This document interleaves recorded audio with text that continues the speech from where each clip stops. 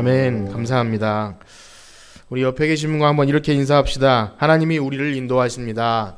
하나님이 우리를 인도하십니다. 네. 그리고 또 이렇게 한번 인사합니다.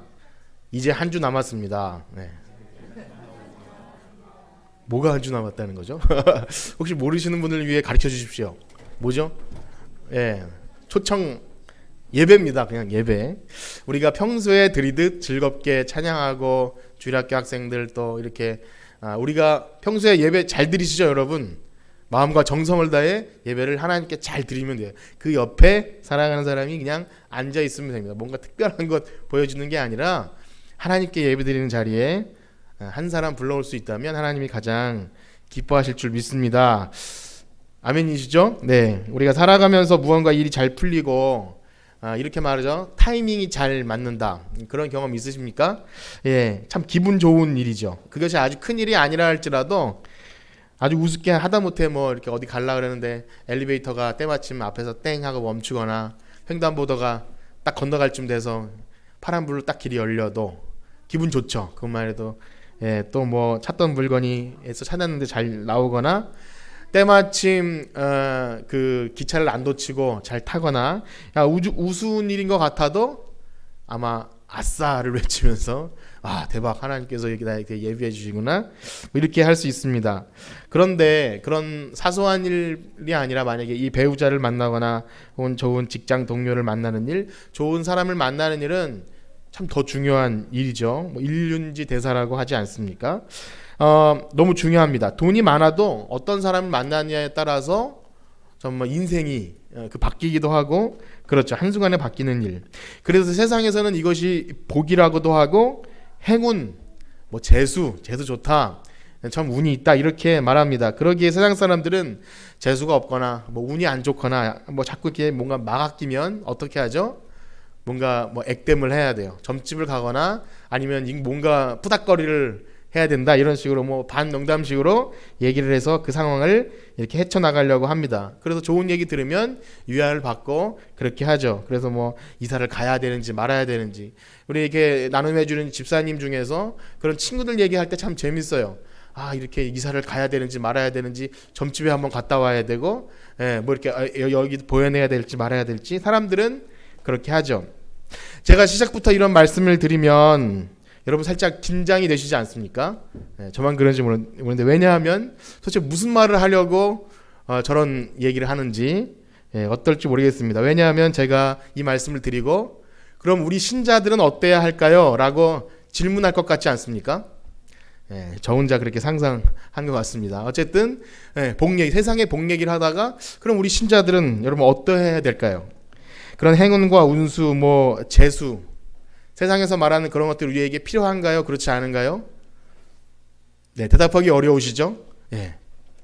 우리가 만약에 구원받은 사람은 우린 머릿속으로 이렇게 하죠. 십자가를 지고 자기 십자가를 지고 예수님을 따르는 삶. 그래서 아까 전에 김선영 목사님 얘기하신 것처럼 평소에 감사거리가 없고 할 때 바울만 봐도 그런 말이 쑥 들어가고 십자가를 지고 가도 감사해야 되는 그런 삶. 머릿속은 그렇게 알고 있죠. 그것이 진리이지만 다시 한번 묻겠습니다. 우리 신자들에게 형통한 삶, 복된 삶, 잘 인도되어지는 삶이 필요합니까? 그렇지 않습니까? 필요합니다. 여러분 두려워하지 말고 말씀하십시오. 필요합니다. 왜냐하면 이거 너무나 중요한 거예요. 그것이 필요 없다고 하는 것은 가식이 될 수밖에 없어요. 우리가 교회 다니는 근본적인 이유가 그것은 아니지만 그럼에도 불구하고 우리가 은혜로 살아간다고 하는 것 속에서는 우리가 손대는 일, 만나는 사람, 계획하는 일이 순적하게 잘 풀려지는 것은 그것조차 하나님의 은혜인 줄 믿습니다. 부담이 좀 덜어지시죠? 고개를 끄덕하신 분은 무슨 말씀인지 이해하셨을 거예요. 오늘 또 십자가 이야기, 고난 이야기를 한다면 세상의 복, 운 그런 우리랑 관련이 없어요. 머릿속으로는 그렇지만 뭔가 찜찜하고 그렇게 끝날 수도 있기 때문에 확실하게 말씀드립니다. 하나님의 형통한 복이 아니면 살아갈 수 없는 줄 믿습니다. 그래서 오늘 말씀을 통해서도 우리 신자들의 형통함과 그러면 세상 사람들의 형통함, 세상 사람들의 복과 우리 신자의 잘됨, 또 순적하게 인도되는 것의 차이는 어디에 있는지, 또 하나님께서 우리에게 은혜 주셔서 우리를 형통하게 하신다면 그것은 무엇을 목적으로 함인지를 발견하는 여러분들 되시기를 간절히 축복합니다. 자, 창세기 24장 1절부터 이런 말씀으로 시작합니다. 한번 읽어보겠습니다. 창세기 24장 1절입니다. 시작. 아브라함이 나이가 많아 늙었고 여호와께서 그에게 범사에 복을 주셨더라. 아멘. 기분 좋지 않습니까? 우리에게 아브라함에게 복을 주시고. 그런데 1절만 잘 읽어봐도 약간 어색하게 시작합니다. 뭐냐면 아브라함이 나이 많아 늙었고 그 다음에 범사에 복을 주셨더라 라는 두 말이 아주 깊은 신앙의 이해를 가지고서는 이해가 될 수 있을지 몰라도 피상적으로는 잘 이해가 안 돼요. 아브라함이 나이 많아 늙었더라. 그래서 병든 곳이 많았더라 라든지 아니면 이제 죽을 날이 가까웠더라가 더 어울리는 것 같아요. 아브라함이 나이 많아 늙었고 그런데 하나님 꼭 이상한 말로 연결되는 것 같아요. 하나님은 범사에 그에게 복을 주셨더라. 왜 그러냐면 여러분 우리가 아브라함에게 받은 복에 대해서 생각하면 아브라함이 살아온 인생을 생각하지 않을 수가 없어요. 하나님께서 그를 부르셔서 약속하신 것이 많은 민족의 조상이 되고 또 많은 땅을 주신다고 분명히 약속하셨는데 지금 얻어진 것은 고작 아들 하나고 지난주에 우리가 본 것처럼 이제 그 가족 묘실 땅덩어리 하나 얻었어요. 물론 그것에 깊은 의미가 있죠. 하나님 약속에 따라 한 걸음 가는 그런 의미가 있지만 인간적으로 보자면 그렇게 대단한 것도 이루지 못한 채로 지금 140세 가까이 되고 있는 아브라함을 볼 수 있고 그 아들도 아직 혼례도 치르지 못해요. 이 상황을 좀 더 깊이 들어가 보면 그렇습니다. 여러분 지난주에 그 아내 사라가 죽었어요. 집안에 누가 남아있죠? 그 늙은 아브라함, 그 다음에 그 노총각 40세 된 아들, 그리고 늙은 종 한 명이 있어요. 아주 가족처럼 지낸 사람이 그렇다는 얘기입니다. 딱 그 그림 그려지는 것이 어떻죠? 굉장히 그 꼬라지가 칙칙하고 냄새나는 그런 남자들만 모여 있는 거예요. 주일학교 우리 친구들에게 이렇게 물어봤어요. 야, 너네 집에 엄마가 없으면 어떻게 되겠냐? 당장은 기분 좋겠죠. 요즘에는 어린 친구들이 엄마 언제 나가냐고 물어본대요. 집에서 재미있게 게임하려고. 그런데 그것이 하루 이틀 지나면 어떻게 될까요? 그 남자들만 모여있는 그 꼬라지가 아마 가관일 거예요. 그것처럼 사라가 집안일을 했는지 안 했는지 모르겠지만 이 여성의 손길이 없는 그 남자들, 거기다 늙은 할아버지와 노총각 모여있는 그 집안은 복받았다고 생각하기엔 또 어느 집 며느리가 그런 집에 들어오려고 할지 이렇게 별로 이렇게 계산이 되지 않는 그런 상황. 이렇게 하면 와닿지 않습니까? 그런데도 하나님이 뭐라고 말씀하시냐면 범사에 복을 주셨더라. 여러분 그것이 이해되어지길 축복합니다. 왜냐하면 우리가 믿는 복은요 세상의 것이 아니라 당장 눈앞에 이루어지지 않아도 약속을 따라갈 때 그것이 진정한 복인 줄 믿습니다. 자, 그래서 복은 믿는 자에게 제가 아까 서두에 말씀드린 대로 세상의 복과 분명한 차이가 있어요. 그 믿는 사람이 받는 복은요 당장 눈앞에 뭔가 대단한 것이 이루어져야 복받았다가 아니라 하나님을 깊이 알아가는 복이 있기를 축복합니다. 하나님을 깊이 알아갈수록 하나님이 주실 거라는 것, 하나님이 예비하셨을 거라는 것을 분명히 알 수 있습니다. 그렇기 때문에 여러분 유명한 그 이사야 말씀 한 구절을 같이 읽어보실 텐데요. 이사야 43장 18절과 19절 말씀입니다. 자, 시작. 너희는 이전 일을 기억하지 말며 옛날 일을 생각하지 말라. 보라, 내가 새 일을 행하리니 이제 나타날 것이라. 너희가 그것을 알지 못하겠느냐? 반드시 내가 광야의 길을 사막의 강을 내리니. 아멘. 그래서 하나님의 말씀을 따라서 인내하고 버티면서 견디시는 여러분들의 삶에 하나님의 형통의 복이 임할 줄 믿습니다. 아까도 그렇게 찬양하고 광야에 꽃이 피고 또 꽃들도 나무도 노래하는 그런 꿈이잖아요. 사실 참 이 어려운 고령화되고 그런 이 시대에 뭔가 이렇게 변화되지 않는 것 같은 두려움 가운데 있어도 여러분 우리의 그 하나님이 우리에게 대한 향하신 그 꿈을 놓지 않고 기도하시는 여러분들 되길 축복합니다. 분명히 하나님은 새 일을 이루실 거예요. 그래서 하나님께서 아브라함의 집에도요 그 일을 이제 슬슬 시작합니다.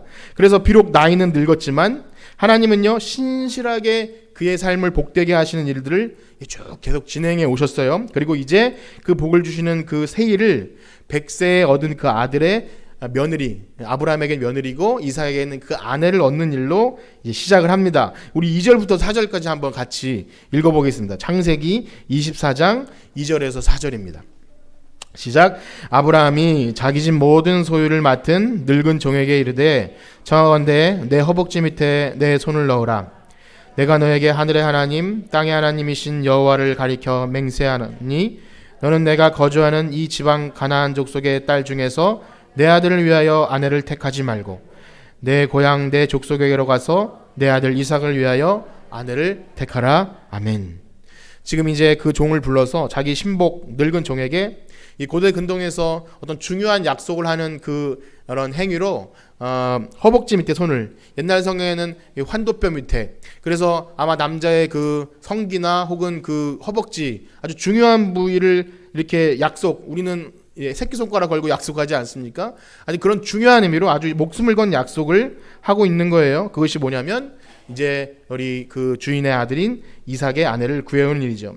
그 며느리감을 구해오는 일이 그저 그 칙칙한 분위기인 그 늙은 할아버지 같은 아버지와 또 늙은 종과 그 노총각의 어떤 집안 분위기를 전환하기 위한 것이 아니라 거의 이제 인생의 말밑 끝에도 약속을 위해서 한 걸음 걸어가고 있는 거예요. 그전에는 그 가족 묘실이라는 작은 땅덩어리 하나였지만 하나님이 이 땅을 주실 거라는 약속이 한 걸음 다가간 것처럼 오늘 이 아브라함이 하는 일도 인생의 마지막 순간까지 그 며느리를 구하는 일이 너무 중요한 일이죠. 왜냐하면 이 씨를 이 땅에서 이제 너희 씨를 통해서 번성케 하고 이제 하나님이 궁극적으로 예수 그리스도가 나실 것을 준비하는 그 중요한 작업을 아브라함을 통해서 하실 것을 알았기 때문에 이건 목숨 걸고 해야 되는 맹세였어요.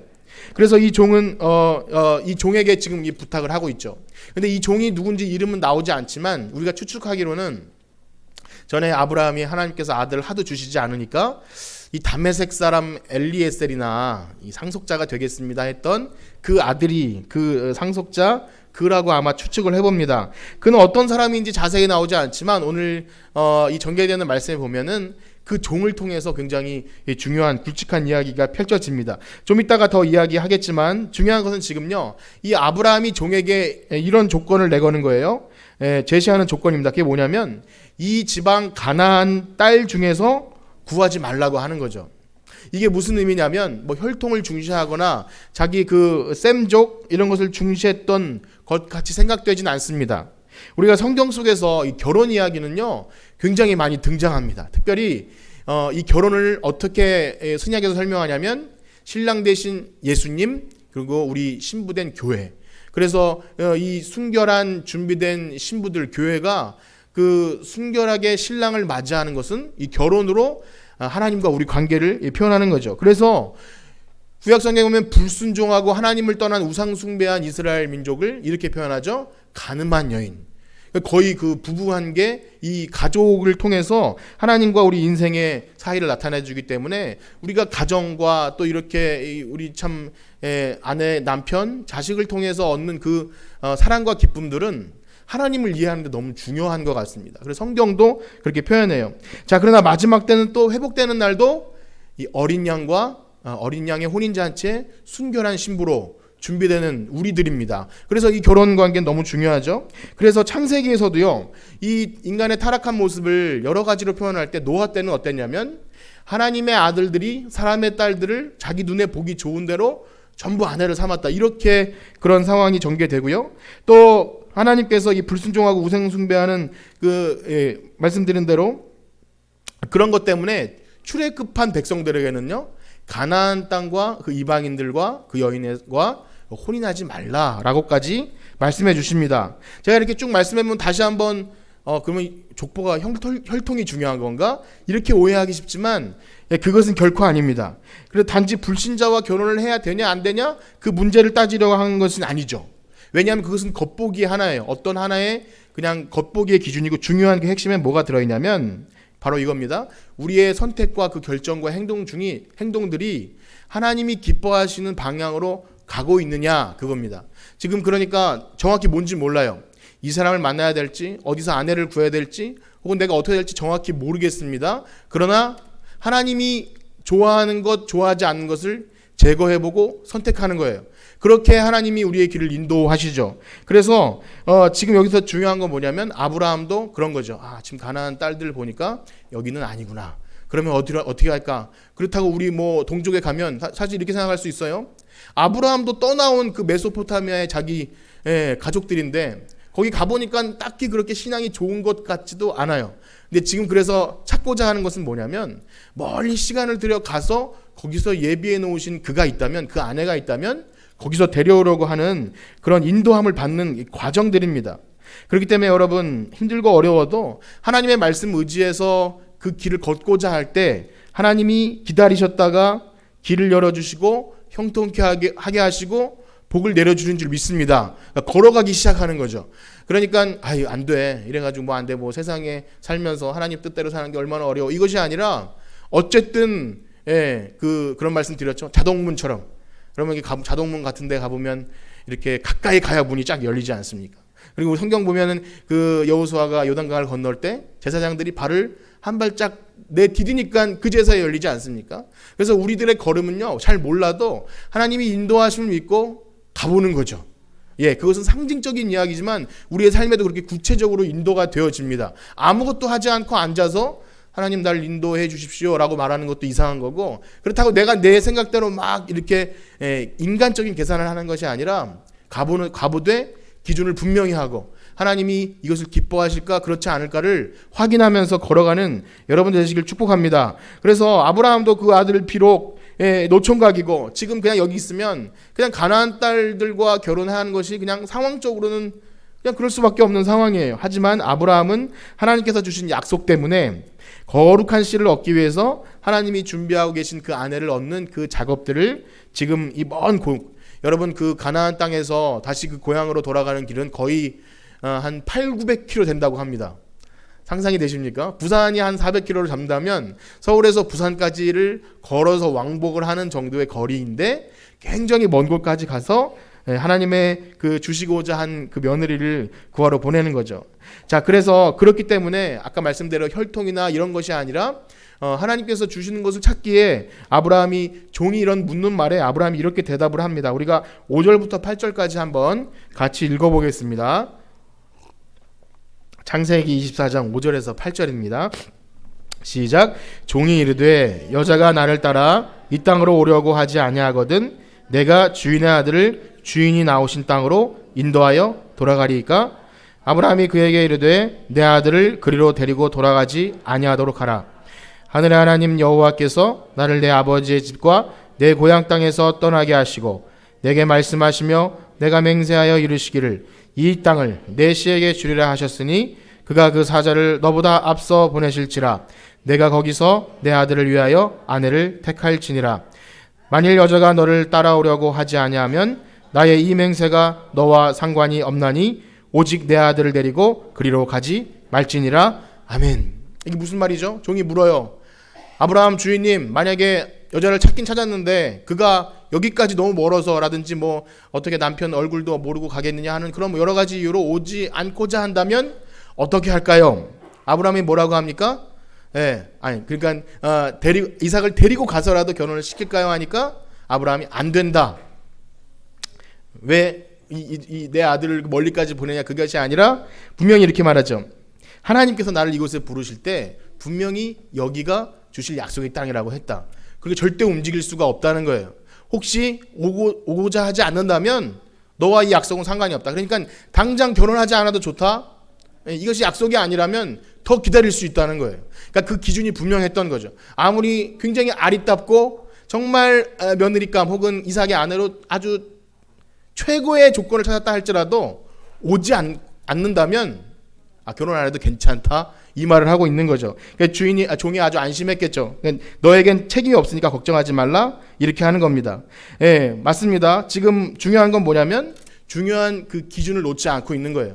어떻게 해서든지 결혼이 목적이었다면 거기까지 가서 살든지 아니면 그냥 그렇게 자식을 이어가는 것이 목적이라면, 그전에도 그랬죠. 하갈을 통해서 아들을 낳는 방법이라도 그냥 아들을 많이 낳는 게 목적이라면 첩을 많이 얻으면 되는 거예요. 그렇지만 지금 여기서도 하나님께서 분명히 네 씨를 이 땅에서 주고 여기서 번성케 하겠다 했기 때문에 여기를 떠나지 않는 거죠. 그렇기 때문에 아브라함은 7절에서 지금 읽은 것처럼 이렇게 고백합니다. 그가 사자를 너보다 앞서 보내실지라. 한번 따라해 보실까요? 그가 사자를 너보다 앞서 보내실지라. 예, 그런 믿음이 있는 여러분 되시길 축복합니다.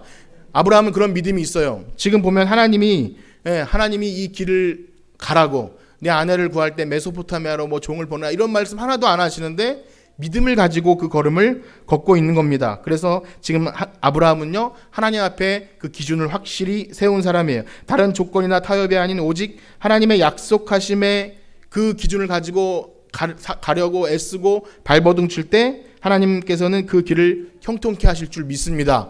그래서 뭐 예화를 잘 들지는 않지만 저도 개인적으로는 모르는 어떤 그 장로님이신데 들으셨을 수도 있어요. 어떤 방직 그 섬유 공장을 하시는 장로님이신데, 작은 공장을 운영하실 때 큰 회사에 납품을 하면 갑과 을이 되지 않습니까? 그런데 자기가 처음 사업을 시작할 때부터 약속했던 것이 그거래요. 주일날은 분명히 지킨다. 그런데 그 갑 회사에서 이날까지, 이 주일날 이날까지 꼭 납품을 하라는 요청을 할 때, 그건 불가능하겠는데요. 그러니까 거기서 괘씸죄로 모든 계약 취소, 이렇게 들어왔대요. 어떻게 됐겠습니까? 망했죠. 뭐 쫄딱 망했습니다. 근데 후에 그 회사에 더 높은 사람이 이 사실을 알게 된 다음에 반대로 그렇게 뭐랄까요, 굉장히 갑질을 했던 그 사람을 자르고 이렇게 되었다는. 근데 이런 예화를 들으면 굉장히 뭔가 이렇게 다른 생각이 나죠. 주일만 지키면 하나님 무조건. 여러분, 그런 믿음을 갖는 사람은 그렇게 되지 않아도, 다시 회복되지 않는다 할지라도 감사할 수 있는 거죠.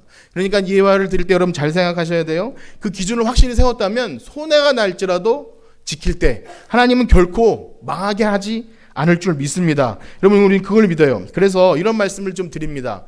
우리가 이 과거에 있었던 그 성경 말씀, 또 그런 뭐랄까요, 어떤 예와 간증을 들을 때 정말 중요한 것은 뭐냐면, 우리가 성경 한 두 군데 읽을 텐데요. 로마서 12장 2절 과 에베소서 5장 17절입니다. 로마서 12장 2절 말씀 한번 읽어보실까요? 시작. 너희는 이 세대를 본받지 말고 오직 마음을 새롭게 함으로 변화를 받아 하나님의 선하시고 기뻐하시고 온전하신 뜻이 무엇인지 분별하도록 하라. 한 절 더 읽겠습니다. 에베소서 5장 17절 시작. 그러므로 어리석은 자가 되지 말고 오직 주의 뜻이 무엇인가 이해하라. 여러분, 분별하고 이해하는 그런 은혜가 있기를 축복합니다. 그렇습니다. 아브라함은 하나님께 일방적으로 부르셨어요. 일방적으로 부르셨기 때문에 처음부터 하나님의 약속과 뜻들을 이해하거나 분별할 수 없었습니다. 아시다시피 아브라함 갈팡질팡했죠. 그렇기 때문에 그는 확고한 믿음의 소유자도 아니었죠. 그러나 하나님은 끊임없이 나타나셔서 믿음으로 믿음에 이르게 하셨어요. 자꾸 확인시켜 주시고 두려울 때마다 나타나셔서 아브라함아, 두려워하지 말라. 내가 너의 상급이고 방패다. 내가 너에게 분명히 준다고 하지 않았니? 하면서 계속 나타나서 말씀하시고, 끝내는 아들을 주셨습니까? 안 주셨습니까? 또 주셨어요. 근데 그것이 전부인 줄 알았는데 그 귀한 아들을 또 바치래요. 이거 정말 뭐랄까요, 그 만신창이가 되는 그런 경험을 했는데, 알고 보니까 하나님이 그 아들을 죽이시는 게 목적이 아니라 나를 더 사랑하는지를 시험코자 하셨던 거죠. 하나님이 얄미울 수도 있었겠지만 하나님과 아브라함의 그 신뢰가 너무나 깊이 쌓였던 겁니다. 그래서 이 수많은 시간들 속에서 아브라함은요, 하나님을 너무 깊이 알았던 거예요. 그래서 우리가 성경 속에서 하나님을 안다고 할 때 하는 그 히브리어 야다라는 단어는 그냥 대충 하나님을 아는 게 아니라 정말 그 온 인격적으로 뼛속까지 하나님을 너무 사랑하고, 하나님이 나를 사랑하셔서 모든 일을 계획하시는 것을 그냥 이게 눈빛만 보면 아는, 여러분, 그런 하나님을 깊이 아는 은혜가 있기를 그렇게 축복합니다. 그래서 그런지 몰라도 24장 여기서는요, 하나님이 안 나타나셔요. 하나님이 이제까지 엄청 많이 나타나셨잖아요. 뭐 이렇게 해라, 이삭을 바쳐라, 혹은 뭐 이렇게 하는데 여기는 그런 말씀이 안 나오지만 하나님께서 모든 것을 주관하심을 그 전제하에 아브라함이 분별하고 이해해서 일을 시작하는 겁니다. 그래서 종을 불러서 이 일을 시작하고 있습니다. 그러면서도 중요한 것은 분명히 하나님께서 이 길을 인도하시고 그가 천사를 나보다 먼저 앞서 보내서 준비하실 거야, 그런 믿음이 있었다는 것입니다. 다시 한번 여러분들에게 하나님을 깊이 알아가는 그런 복을 받길 축복합니다. 그게 제일 큰 복이에요. 세상에서 말하는 복, 운, 그런 것이 아니라 정말 하나님을 깊이 알면 그냥 거기서 복이 막 흘러 넘치는 거예요. 하나님을 모르고서 구하는 복이나 어떤 운이나 직장이나 뭐 이런 잘되면요, 그를 망하게 할 수도 있어요. 만약에 아들 하나 얻는 것으로 최고의 기쁨을 삼았다면 거기까지만 얻고 하나님 전 바칠 수 없어요 라고 말했을 수도 있습니다. 그러나 하나님을 깊이 알았기에 죽이든 살리든 하나님 전 신뢰합니다 라는 자세로 나가면 그냥 길이 열리는 거예요. 여러분 그런 은혜 사모하고 또 그 복대로 살아가기를 축복합니다. 그렇게 하나님을 깊이 알았기에 아브라함은 주의 뜻이 무엇인지 이해하고 분별했습니다. 그렇기 때문에 우리도 그렇게 하는 겁니다. 우리가 소원을 아뢰고 할 때 중요한 것은 정말 이것이 하나님이 기뻐하시는 것인가를 먼저 생각해야 되죠. 그리고 이것이 나의 뭐랄까요, 내 소원이지만 하나님의 영광인 것처럼 포장해도 안 된다는 거예요. 굉장히 애매한 문제이지만 우리는 양심을 걸고 잘 이렇게 분별해야 됩니다. 어떤 사람이 기도할 때 정말 나의 욕심만 구하면서 하나님 내가 부자 되면, 아주 그냥 유치한 예죠, 하나님께 영광 돌리겠, 내가 유명한 사람 되고 좋은 대학 가면 하나님께 영광 돌리겠어요 라고 말하지만 하나님은 그런 걸 원하시는 게 아니죠. 그렇기 때문에 우리가 기도할 때 또 뭔가를 구할 때 그렇습니다. 정말 그 하나님이 우리 아버지 되심과 정말 내가 하나님과 친밀한 관계가 있는가를 정말 먼저 알아야 합니다. 그래서 결국 그런 사람은, 만약에 자기 유익만 구했던 사람은 실망해서 돌아갈 수밖에 없죠. 우리가 부르는 노래 중에 진리를 알지 못한 채, 실망해서 참된 진리를 알지 못한 채 돌아서는 사람처럼 그냥 얄팍한 복이나 얄팍한 운만 구하고 왔다가 깊은 진리를 알지 못하고 돌아가는 그런 안타까운 사람도 많이 보게 됩니다. 그래서 아브라함을 보면 끝까지 하나님, 처음부터 출발할 때부터 끝까지 지금 하나님의 약속에 기반해서 기준을 삼았죠. 여기가 약속을 주실 땅이다. 그리고 여기를 옮기지 않겠다. 그러면 하나님의 사자가 너보다 앞서 가실 것이다. 그런 믿음을 갖고 있었습니다. 그래서 우리 아버지 하나님 되심을 안다는 것은 우리 기도의 태도가 달라지게 하죠. 그게 뭐냐면 떼쓰거나 악쓰지 않아도 막 뭐랄까요, 어떤 기도할 때 보면 굉장히 막 악을 쓰면서 할 수도 있고 막 물론 다 좋지만 정말 친밀하면 이렇겠죠. 아빠 이런 게 좀 요즘에 좀 고민이에요. 그렇게 할 수 있겠죠. 물론 자기 나름대로 스타일이 있겠지만 그럼 정말 그 사랑하는 아버지이고 그렇다면 아빠 나 이게 좀 그러네요. 그렇게 할 수 있다는 것 아름답지 않습니까? 하나님 그래도 다 들으시는 거예요. 같은 말을 막 1시간 동안 계속 주시옵소서 하지 않아도 하나님 그냥 알아들으실 거예요. 다양한 걸 말씀드리지만 어느 한 것이 옳다는 것이 아니라 그렇게 하나님을 경험하기를 간절히 축복합니다. 그래서 이제부터는요, 아브라함의 명령을 듣고 떠나는 이 종이 하나님의 인도를 받는 과정들을 보게 될 텐데, 역시 마찬가지로 아브라함은요, 뭐 재물도 있었고 많았지만 그 주변에 그 영향력 때문에 그 참 신실한 종이 있음을 발견하게 됩니다. 지난번에는 그 세상 왕들이나 세상 사람들도 당신은 하나님이 함께 하시는 사람입니다 이렇게 고백한 것처럼 그 집의 종으로 길리운 그 사람도 지금 아브라함에게 충성을 다해서 이렇게 기도합니다. 우리 아브라함의 하나님께 기도하는 거예요. 자기 본인이 하나님과 만난 적이 없어도 아브라함의 삶을 보니까 정말 이분은 살아계시는가를 느꼈다는 거죠. 우리가 24장 10절에서 12절까지를 한번 같이 읽도록 하겠습니다. 24장 10절에서 12절입니다. 시작. 이에 종이 그 주인의 낙타 10匹를 끌고 떠났는데 곧 그의 주인의 모든 좋은 것을 가지고 떠나 메소포타미아로 가서 나홀의 성에 이르러 그 낙타를 성 밖 우물 곁에 꿀렸으니 저녁때라 여인들이 물을 길러 나올 때였더라. 그가 이르되 우리 주인 아브라함의 하나님 여호와여 원하건대 오늘 나에게 순조롭게 만나게 하사 내 주인 아브라함에게 은혜를 베푸시옵소서. 아멘. 이 종의 모습을 볼 때 형통하는 사람의 기도의 모습을 우리는 이렇게 엿볼 수 있어요. 뭐냐면 먼저는 그가 할 수 있는 일을 다 했던 거죠.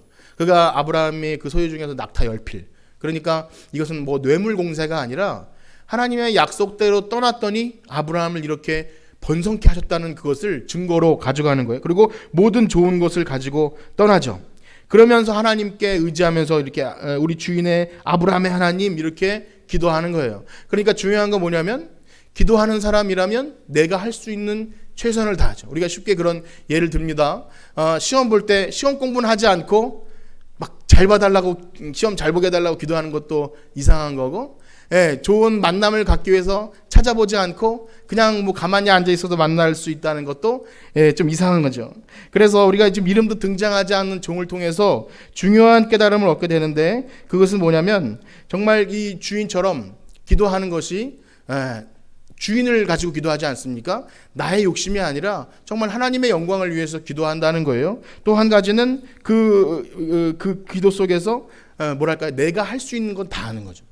만약에 주인이 아브라함이 시켰는데 제대로 하지 않으면서 나한테 왜 이렇게 먼 거리까지 900km까지 걸어가서 이런 일을 시키나, 그런 것이 아니라 최선을 다해서 그가 할 수 있는 일을 다 하는 겁니다. 그래서 우리가 왜 이렇게 쉽게 이건 기도로 해결이 돼야 되고 하나님께 기도하면 다 해결해 주셔 라고 하는 말 속에, 그 믿음 있는 말 속에 오류가 있는데, 우리가 풀어야 할 인간관계, 또 우리가 해야 될 어떤 부딪혀야 될 일을 그냥 덮어두고서 하나님이 모든 것을 해주실 거라고 하는 것은 굉장히 무책임한 일이 될 수도 있다는 거예요. 여러분, 우리가 할 일을 다 하시고 하나님께 또 온전히 맡기는 기도를 하시길 간절히 축복합니다. 예, 우리 참 안타깝게도 이제 만나서 그 아내를 만나고 하는 일을 다 들었으면 좋겠지만 이 24장이요 엄청 깁니다. 예, 엄청 길어서 안타깝지만 종이 리브가를 만나는 장면까지 못 봤어요. 여러분, 안타깝죠? 여기서 끝내니까 굉장히 안타까우시죠? 안타깝지 않으면 좀 더 하려고 하는데요.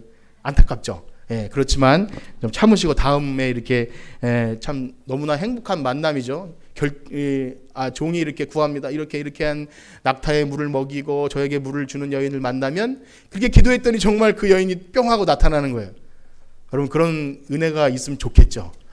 너무 좋지 않습니까? 그래서 그거를 경험할 때 우리 말씀을 마치면서 이렇게 말씀드립니다. 먼저 중요한 것은 하나님과 신실한 관계예요.